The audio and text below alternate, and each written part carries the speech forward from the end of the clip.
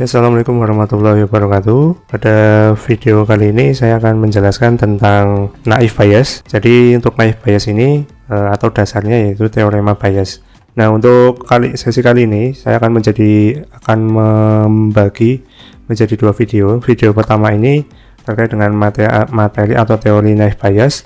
Nanti video kedua adalah tentang prakteknya ya, menggunakan bahasa pemrograman Python. Oke, jadi di dalam mesin learning, mesin yang dapat berpikir ya layaknya manusia, ini mesin learning juga termasuk sub dari artificial intelligence. Nah, di dalam mesin learning ini terdapat dua aspek penting.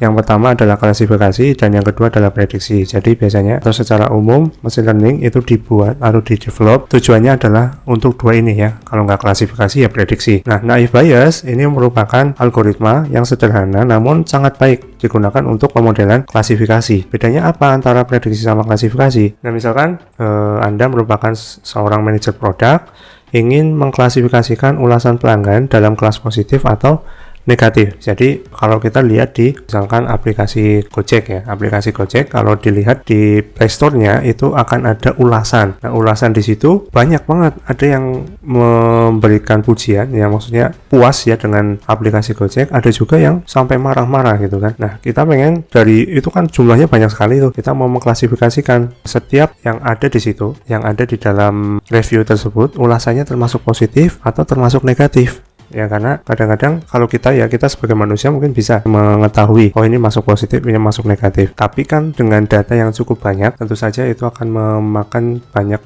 waktu dan tenaga. Nah, dengan adanya mesin learning ini kita bisa ya secara cepat mengambil sebuah insight apakah ulasan yang ada di situ termasuk ulasan yang positif atau ulasan yang negatif. Yang negatif nanti yang seperti apa gitu, yang positif yang seperti apa. Sehingga nanti yang negatif-negatif ini bisa kita gunakan, kita ulas selanjutnya untuk menjadi masukan perusahaan gitu kan. Oh, ternyata banyak ulasan negatif tentang aplikasi yang sering error dan seterusnya. Atau sebagai manajer pinjaman, ya Anda ingin mengidentifikasi pemohon pinjaman mana yang aman atau berisiko. Jadi dari data-data peminjam sebelumnya kan sudah ada labelnya, peminjam dengan ciri-ciri atau atribut seperti ini merupakan peminjam yang aman. Oh, dengan ciri-ciri seperti ini dia peminjam yang berisiko.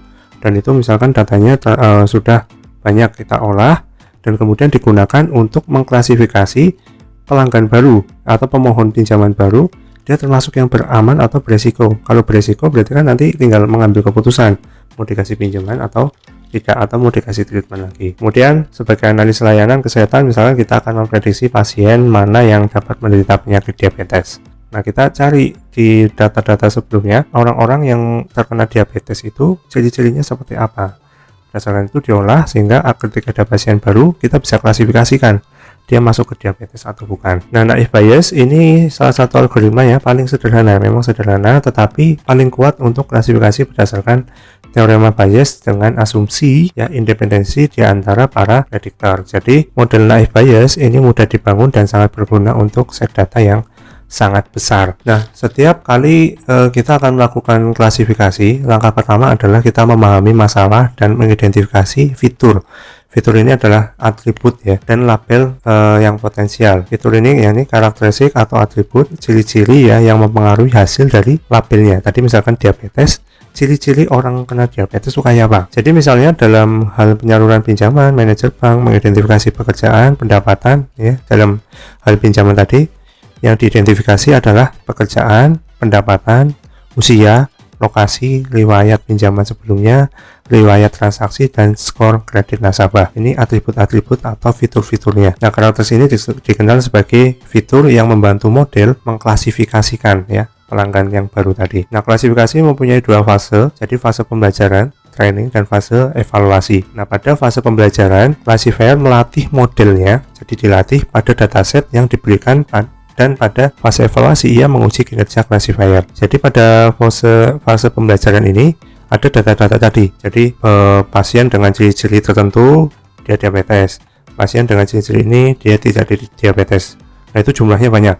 kemudian dimasukkan ke mesin ini ya, kemudian dia akan belajar ya dari data-data tersebut ya. Kemudian ketika misalkan ada data baru, nah ini kemudian disebut sebagai fase evaluasi. Nah biasanya untuk melakukan evaluasi ini dia juga menggunakan data yang sudah ada. Data yang sudah ada itu dibagi dua, jadi ada training set, ada test set, macam-macam, ada yang dibagi 70, 30, 80, 20%, jadi tergantung dari kebutuhannya. Misalkan trainingnya 80, test setnya 20, jadi test setnya memang secara umum lebih kecil ya. Jadi ini untuk ngetes, nanti ngetes ini kan di training dulu, development modelnya, kemudian nanti model ini kita tes menggunakan data tes ini, apakah kemudian model ini bisa sama hasilnya, hasil dari test set ini. Jadi kalau test set ini sebenarnya kan sudah ada labelnya. Ketika kita bangun model, kemudian kita tes pakai ini, benar nggak jawabannya, jadi labelnya sama dengan label yang sudah ada tadi atau belum. Nah kalau belum, maka errornya berapa. Nah tingkatan error itu nanti digunakan sebagai evaluasi seberapa besar performa dari model yang kita pakai. Biasanya pengukuran performansi ini kita pakai akurasi, precision, sama recall. Nah klasifikasi naive Bayes ini mengasumsikan bahwa efek fiturnya, jadi sebuah fitur tertentu atau atribut tertentu dalam satu kelas tidak tergantung pada fitur lainnya. Misalnya tadi untuk pemohon pinjaman yang diinginkan atau tidak, ini tidak tergantung pada pendapatannya, jadi pinjaman sebelumnya dan riwayat transaksi. Jadi antara atribut ini ya, pendapatan, pinjaman sebelumnya, riwayat transaksi, usia ini tidak saling bergantung, jadi semuanya independen. Ini tidak mengaruhi pinjaman sebelumnya, riwayat transaksi juga tidak mempengaruhi usia, jadi independen. Itu asumsi dari naive Bayes. Jadi sekalipun fitur-fitur ini saling bergantung, fitur-fitur ini masih dianggap independen. Nah, asumsi ini menyederhanakan perhitungan dan karena itu dianggap sebagai naif ya istilahnya. Nah, tipe-tipe dari naive Bayes ada 3 ya. Jadi Gaussian ini menganggap fitur-fiturnya itu berdistribusi normal. Kemudian kalau multinomial sama Bernoulli ini biasanya digunakan untuk klasifikasi teks. Jadi misalkan seberapa sering teks itu muncul ya, kalau multinomial, jadi seberapa sering teks muncul dalam suatu berita misalkan atau dalam suatu kalimat, menghitung ya. Kemudian kalau Bernoulli ini menggunakan hasilnya hanya yes dan no saja. Jadi apakah teks itu ada di dalam suatu kalimat? Ya. Apakah teks itu ada di suatu kalimat? Tidak. Jadi hanya ya dan tidak aja. Itu untuk tipe-tipe dari naive Bayes. Nah, naive Bayes ini bahwa dia menggunakan dasarnya yaitu teorema Bayes. Teorema Bayes ini merupakan menggambarkan ya probabilitas suatu peristiwa berdasarkan pengetahuan sebelumnya tentang kondisi yang mungkin terkait dengan peristiwa tersebut. Jadi peristiwa itu terjadi karena peristiwa sebelumnya atau peristiwa yang lain telah terjadi, atau disebut juga sebagai probabilitas bersyarat. Nah ini berfungsi sebagai cara untuk mengetahui ini ya, probabilitas itu bersyarat. Nah ini untuk rumusnya ini sama persis ya, probabilitas hipotesis karena ada evidence itu berapa. Jadi ketika ada evidence, berapa hipotesisnya, probabilitasnya itu berapa. Maka rumusnya ini P evidence jika ada hipotesis dikali dengan probabilitas hipotesisnya sebelum ada evidence dibagi dengan probabilitas dari evidence tanpa ada hipotesis. Nah, PH ini, probabilitas hipotesis ini juga disebut sebagai prior probabilities atau probabilities sebelum ada evidence kejadian. Sementara PHE, probabilitas hipotesis jika evidence, ini disebut sebagai posterior, setelah ya. Jadi setelah ada evidence, maka berapa probabilitas hipotesisnya, kan? Nah, faktor yang menghubungkan keduanya yaitu PHE dibagi dengan PE. Ini disebut dengan likelihood ratio. Nah, ini contoh dari teorema Bayes ya. Ini akan mengklasifikasikan. Jadi, misalkan di sini ada data-data, outlook-nya, ya, kemudian humidity-nya dan wind. Kemudian ini labelnya atau kelasnya yang kemudian nanti akan kita gunakan sebagai klasifikasi ya. Jadi, di sini ada data pertama. Ketika outlook-nya sunny, humidity-nya high, wind-nya weak, maka masuk klasifikasi no, jadi tidak bermain. Kemudian D2, outlook-nya sunny, humidity-nya high, kemudian wind-nya strong, ini klasifikasinya masuk ke tidak bermain, no ya.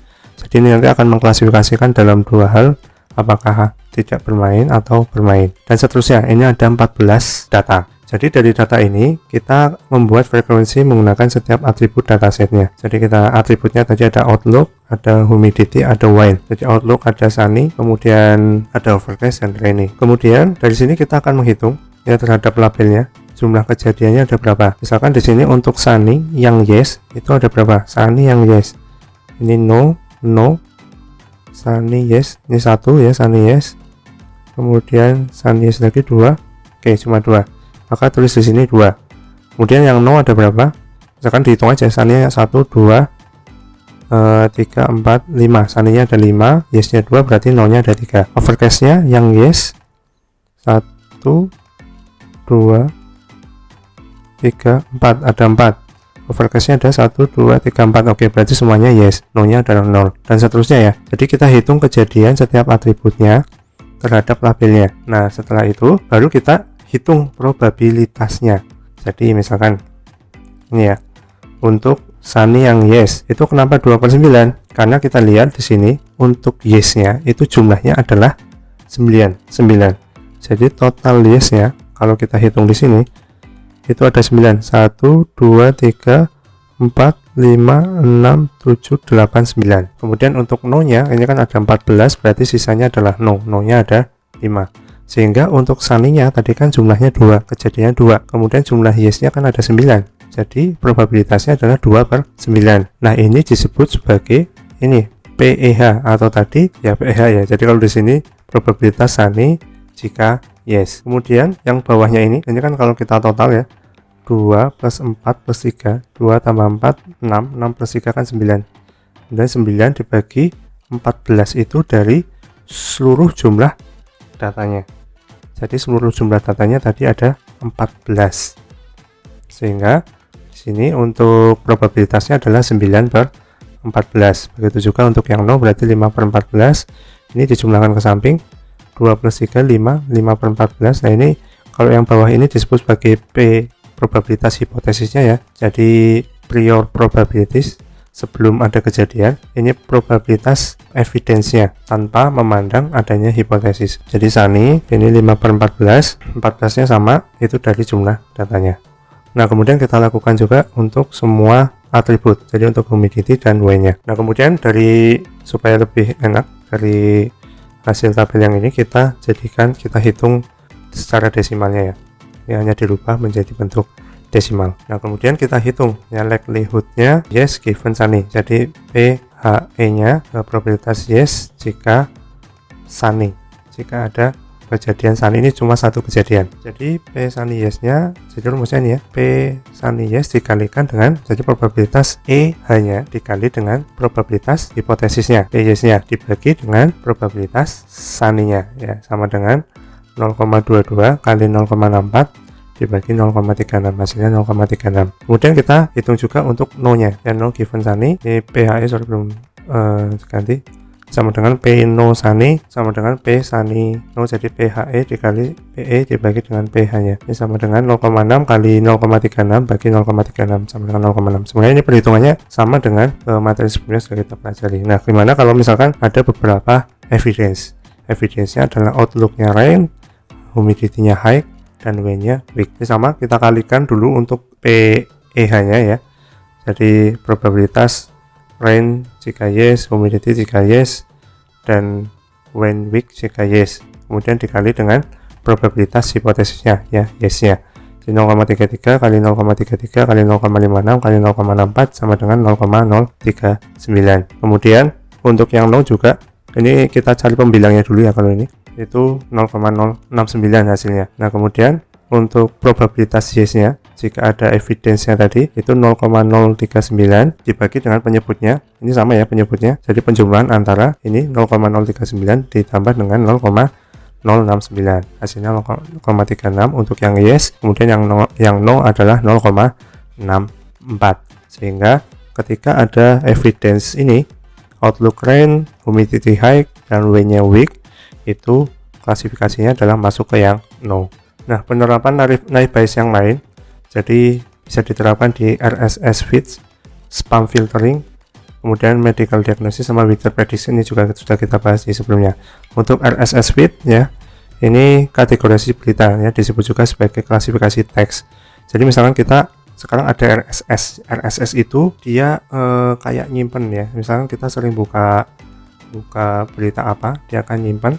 Jadi nanti ketika ada update terbaru terkait dengan berita-berita yang sering kita buka, misalkan kita sering buka berita politik, maka nanti RSS ini akan ngasih update ke kita, notifikasi. Oh, ini ada update baru di berita politik. Jadi mengklasifikasikan berita tersebut termasuk berita apa. Nah, nanti ini akan memprediksi gitu ya, mengklasifikasikan kita seringnya membaca berita-berita apa sih dan seterusnya. Kalau spam filtering ya kayak di email ya.